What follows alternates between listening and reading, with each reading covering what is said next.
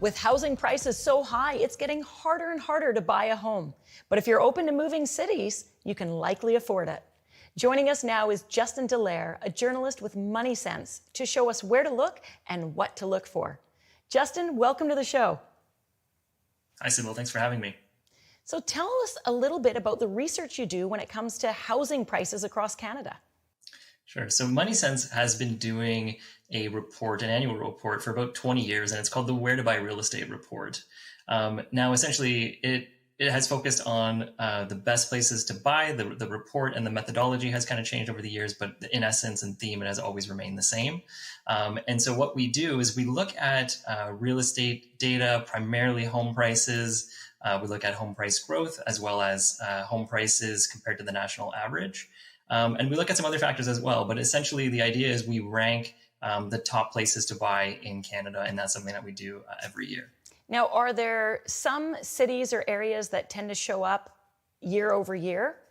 Yeah, so the very surprising thing about the research is that generally speaking, what we find is that top markets like Toronto and Vancouver, where are, obviously very popular places, places offering a lot to people who live there, but those unfortunately rank very poorly on our rankings. And the reason is simply that they're just inaccessible to first-time home buyers in particular, but home buyers in general.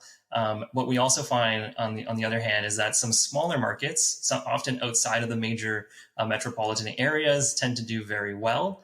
The reason is the home prices are just that much more affordable to buyers, and the home prices there have experienced a lot of growth in recent years. So that makes them a good value purchase in our opinion. Okay, so you're looking not only for affordability, but you're looking for which areas have the most growth potential? Exactly. Yeah. And by potential, what we really mean is the areas that have historically, in the last couple of years, done very well for price growth. So the report always stops short of making any sort of firm prediction on where prices will go, because frankly, that's a very difficult thing to do. No one really seems to know where real estate prices will go. Come on, you can't predict that, Justin. You can't predict real estate prices for us.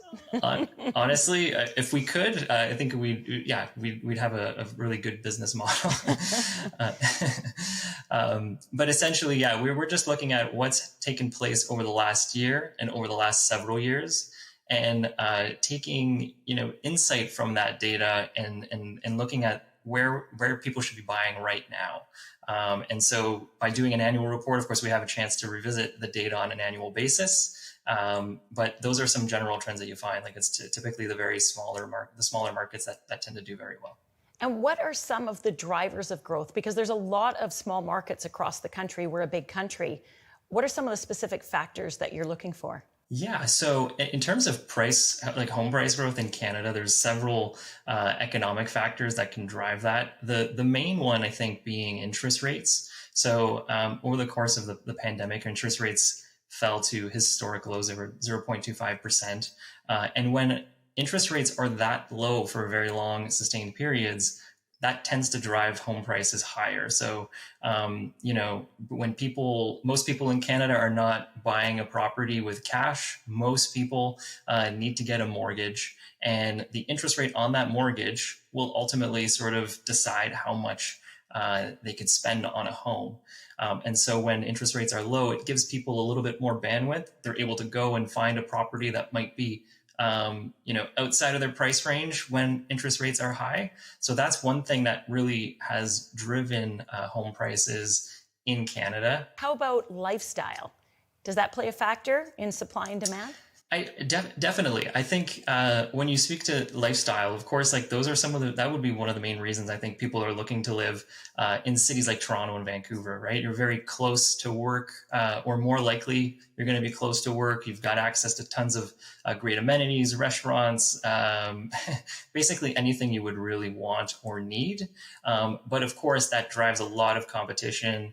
A lot of new immigrants tend to settle in these large metropolitan areas, and so that creates the competition. That's what essentially drives the home prices out of a lot of people's budgets. Justin, based on the 2023 report that you did, what were the top places to buy? So in 2023, the top place to buy for the second year in a row was Greater Moncton. Home prices were quite low compared to the national average, and Moncton has seen a lot of home price growth in recent years. That's why it was the number one place. And then we had in Ontario, Sault Ste. Marie and North Bay taking the second and third places. Again, we just see a lot of people moving outside of the major hubs into some of these smaller areas and driving home price growth. Well, for viewers out there, if you want to afford a home, but the big cities are a little too expensive, check out the latest report and find out some other options. Justin, where can they go? You can visit moneysense.ca for the latest report and all the real estate data. Thanks for being with us today. Thank you.